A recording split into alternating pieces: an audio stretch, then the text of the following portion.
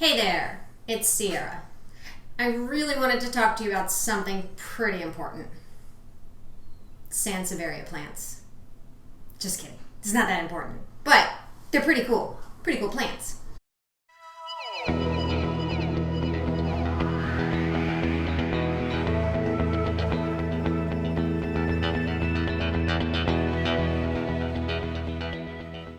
So these plants come from tropics of West Africa. A lot of people think of them like they're in the cacti family or succulents, and I would say that they like a lot of similar things as cacti and succulents, but they are used to a more tropical environment. So let's talk about them some more. So one of the things that's so great about these plants is that they can tolerate a lot of different growing conditions, and also they can tolerate a lot of abuse. So for people starting out with plants, they're perfect. When I bought this guy, Starfish, its name is, it said on the container that it was a low light plant. Well, that's not really true, although they will tolerate low light. These plants do like sunlight and will grow better in sunlight.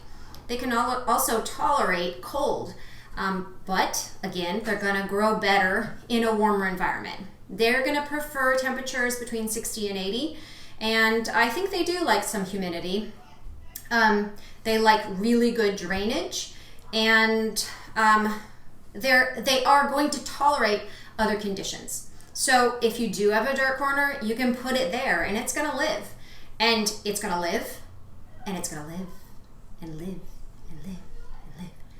Anyways, so one of the things though is that, I don't know. There are two ways you can kill this plant. The two ways are overwatering and by putting it in freezing temperatures. It can tolerate cold temperatures. It cannot really tolerate freezing temperatures. But overwatering is the most common way you're going to kill your plant.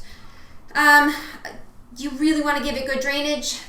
That said, this plant is in a pot with no drainage holes. Not really recommended, but I just try to forget about it and barely ever water it, and it seems to be doing fine. If I watered it all the time, it would die. These plants will do well in a well-drained soil. You can use a succulent or a cacti mix as long as it has a high organic content. I usually make my own potting mix, and it has coco coir, peat moss, and you want to put a lot of chunky material into it like pumice or perlite, and this one has charcoal, perlite, and coco coir. I feel like I did do a potty mix for this one. I will make a video on the potty mix that I make in another episode. But for now, just make sure that it's well drained, lots of chunky material, and also some organic material. Regular potty mix is usually not great, but there are some good ones out there. If you are going to use regular potty mix, like I said, a mix for succulents is probably going to be best. So fertilizing these guys, I think that they don't need a ton of fertilizer. They are typically fairly slow growing, although if given the right environment, they will grow fairly fast, I found. So in the summer, they're going to grow more. All of this growth has been within the last month. It looks like it's not the starfish anymore. This looks like it's reverting back to a different variety. So you can fertilize in the summer months, spring, summer, during the growing time for this plant. And I would just dilute it maybe half strength and fertilize maybe once a month.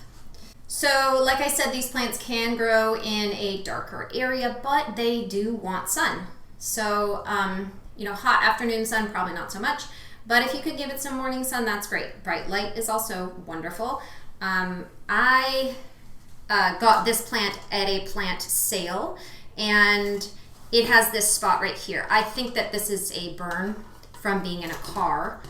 probably got burned while it was sitting near a window of the car. So they can burn, so you gotta be careful about hot afternoon sun. These plants are toxic. They can cause digestive issues for pets and people. Don't eat it. There are a lot of different methods for propagation. There's division, water propagation, and leaf cutting. So here I have some water propagating cuttings, and you can see the roots, or maybe you can't, but there are some roots at the end. This is fairly fast. Some of them seem to root and some of them don't. And you could even cut this in half and then root too. Just make sure it's going the same direction as it was facing while it was in the soil. So if I cut this in half, this part and this part would go down into the water. I have tried to root them upside down and you won't get any roots. One of the problems with leaf cutting and water propagation is that if you have a variety of Sansevieria, this will probably revert back to its original form. So I'm not necessarily expecting to get a plant with this yellow strip on it. After I put this in the soil and a new plant comes up, it could very well look all green like this, which is so sad. The only way you're going to get a plant looking just like this one is if the plant's very big, it's growing really large, and you're able to take it out of the pot and divide it by its roots. Then you will get the same plant, hopefully. So I'm going to show you how to propagate leaf cutting. The water propagation, I think, is pretty simple and obvious. Stick it in water and leave it in a sunny spot. Change the water once in a while, or don't change the water, and roots will probably grow. For leaf propagation, I like to cut a leaf, and usually when I'm cutting leaves, I like to sterilize my scissors with either some rubbing alcohol or hydrogen peroxide, maybe a little bleach water. So I'm gonna cut this guy kind of near the base, like that. And then I'm gonna cut this again. And you could do smaller pieces if you wanted to.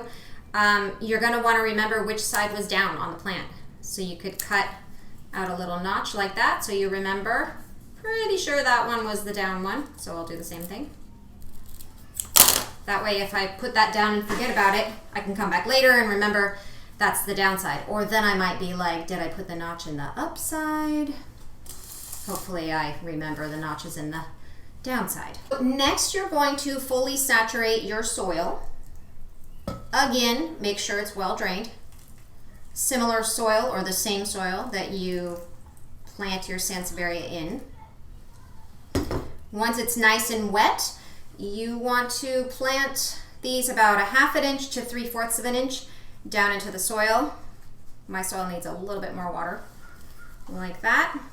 And oh, they're so cute. Look at them. Okay, I'm gonna stick that in there like that. And I'm gonna give it a little bit more water. Some people like to let the ends dry a little bit so that they don't rot, but I think that they're fine without doing that. So these will take longer than the water propagation Sansevieria, but in a number of months, the babies will come up similar to what's going on here.